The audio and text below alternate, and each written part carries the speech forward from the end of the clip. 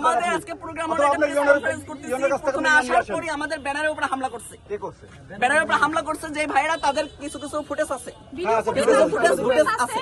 আমরা শেষ পর্যন্ত এগুলো আমরা প্রকাশ করব, ফুটেজগুলো তো সে সময় দেখতে পারবেন আপনারা। তো এই হামলাটা করছে তখন এই প্রশাসনের বাইরে কোথায় ছিল? তারা বলছে আমাদের প্রোটোকল দিতে আসছে। দ্বিতীয়বার এই হামলার প্রায় 2 থেকে 3 মিনিট পর আবার আমাদের কাগজের উপরে হামলা করছে। আমার হাত থেকে কাগজ দিতে পারে নাই, এর হাত থেকে কাগজ ছিনিয়ে নিছে। 2-3 মিনিট পর্যন্ত প্রশাসন, একটা হামলার পরেও 2-3 মিনিট পর্যন্ত প্রশাসন কি করছে?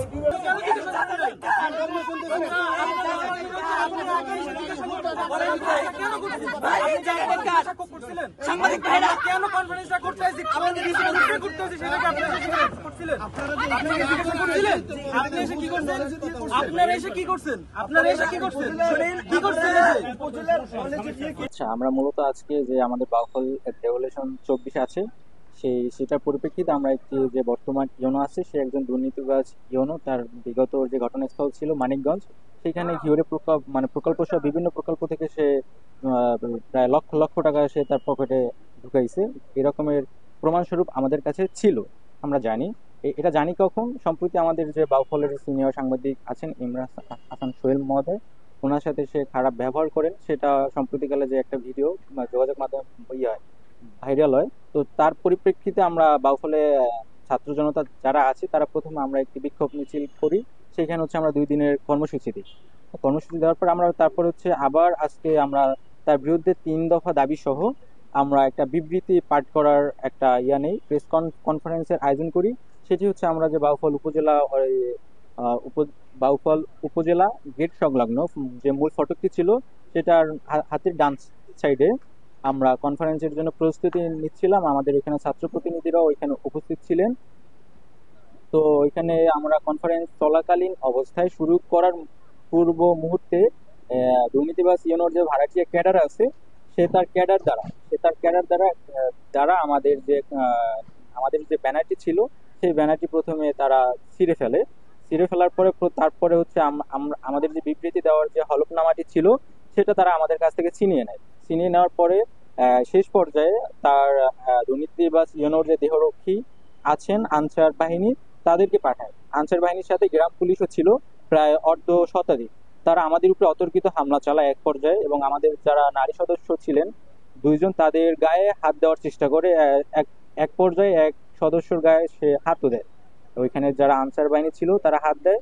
তো শেষ পর্যায়ে হচ্ছে যে ওইখানে যারা সাংবাদিক বৃন্দ ছিল, তাদের সমন্বয়ে হচ্ছে আমরা ওই স্থান ত্যাগ করে আমরা বাইরে চলে আসি, এবং চলে আসার পরে আমরা থানায় আসার মূল কারণ হচ্ছে যে আমরা আমাদের জীবনের নিরাপত্তা চাই, কারণ আমাদের নিরাপত্তাহীনতা আমরা ভুগতেছি। যে দুর্নীতিবাজ ইউনু তার আমাদেরকে সাংবাদিকদের সামনে তার দেহরক্ষী এবং তার ভাড়াটিয়া ক্যাডার দ্বারা আমাদের উপরে আক্রমণ করতে পারে, সে আমাদেরকে একা পেলে, আমাদেরকে রাস্তাঘাটে বা কোথাও আমাদেরকে একা পেলে আমাদের উপরে সে আক্রমণ করবে না, তার কোনো নিশ্চয়তা নাই। সেই পরিপ্রেক্ষিতে আমরা বাউফল থানায় আসি, এবং থানায় আসে আমরা আমাদের জীবনের নিরাপত্তা চেয়ে সাধারণ ডায়েরি করতে আসি। কিন্তু এখানে যে ডিউটি অফিসার ছিলেন, তিনি আমাদের যে সাধারণ ডায়েরিটা ছিল, আমাদের অভিযোগটি সে নিতে অস্বীকার করেন।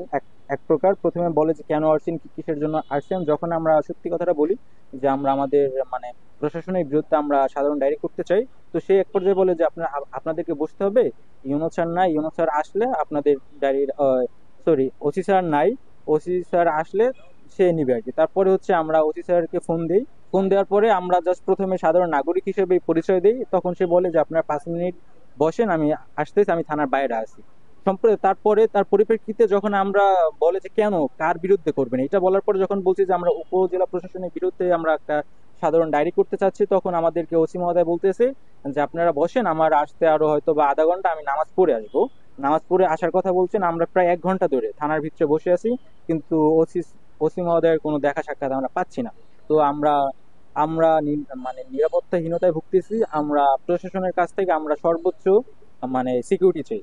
আমার সাথে যে আচরণটা করা হচ্ছে, আমি এখন আমার জীবনের নিরাপত্তা চাচ্ছি, আমি নিরাপত্তাহীনতায় ভুগছি। এখন যে আমি বাসায় যাব, আমার এখন বুক কাঁপতেছে, আমি কিভাবে বাসায় যাব, আমার ভয় করতেছে, আমি নিরাপত্তাহীনতায় ভুগতেছি, আমি আমার জীবনের নিরাপত্তা চাচ্ছি। আসলে আমি কিভাবে যাবো, আমি নিজেও বলতে পারতেছি না যে আমি বাসায় এখন কিভাবে যাব। পুলিশ আমরা থানায় আসছি, একটা অভিযোগ লেখার জন্য, আমার জীবনের নিরাপত্তা চাওয়ার জন্য। তো প্রথম থানার ওসির কাছে ফোন দেওয়া হচ্ছে, তো থানার ওসি বলছে যে আমি পাশেই আছি, থানার পাশে আছি। তারপরে আবার ফোন দেওয়া হয়েছে, সে বলতেছে যে 15 থেকে 20 মিনিট সময় লাগবে। তো আধা ঘন্টার উপর আমরা বসে রয়েছি, কোনো ওনার খবর নেই। তারপর থানার ভিতরে কিছু পুলিশ আছে, তারা মানে আমাদের সাথে বিতর্ক করতেছে, আমাদের কোনো অভিযোগ নিতেছে না, তারা উল্টো আরো মানে আমাদেরকে করতেছে। তো আমি এখন না, আমাদের সংবাদ সম্মেলনটা তারা করতে দেয় নাই। ফার্স্ট আমরা আসছিলাম 24-এর যোদ্ধারা যারা যারা আসছিলাম মানে অন্যায়ের বিরুদ্ধে প্রতিবাদ করার জন্য। তো তখন সামনের গেটটা ইউনূস স্যার মানে লোক দিয়ে লাগাই দেয়। তখন আমি বলি যে গেট লাগাইতেছেন কেন, বাইরে তো আমাদের অনেক লোকজন আছে, স্টুডেন্টরা আছে। তখন সে বলতেছে যে ইউনূস স্যারের অর্ডার গেট লাগাই দিতে বলছে। তারপর ভিতরে কেউ ঢুকতে পারে নাই, 5 জন লোক আমরা ছিলাম। তো আমরা দাঁড়াইয়া কথা বলতেছি, ফার্স্টে আইসা ব্যানারটা ছিঁড়ে নিয়ে গেছে। তারপর আমার হাতে একটা কাগজ ছিল, ওই কাগজটা দেখে আমি মানে কথা বলতেছিলাম, তখন আমার হাত থেকে কাগজটা টেনে নিয়ে গেছে। তারপর আমার সাথে অনেক খারাপ ব্যবহার করছে, আমারে পারে না মানে এমন ব্যবহার ওই ছেলেরা করছে।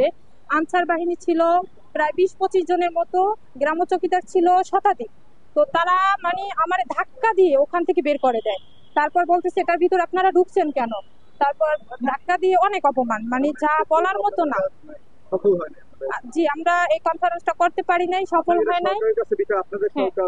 আমার অন্তর্বর্তীকালীন সরকারের কাছে আমার একটাই দাবি, আমরা আমাদের জীবনের নিরাপত্তা চাচ্ছি। 5ই আগস্টের পর থেকে মানে আমরা আমাদের জীবনের নিরাপত্তাহীনতায় ভুগতেছি। তো আমি আমার জীবনের নিরাপত্তা চাচ্ছি। আমি মানে আমাদেরকে হুমকি দেওয়া হচ্ছে। তারপর এই যে আজকে সাংবাদিকের সামনে, সবার সামনে আমাদেরকে যেরকম ব্যবহার আমাদের সাথে করছে, মানে অনেক, আমরা কি বলবো, আমি এখন বাসায় যাইতে পারতেছি না, আমি যে কিভাবে যাব আমি সেটা বলতে পারতেছি না।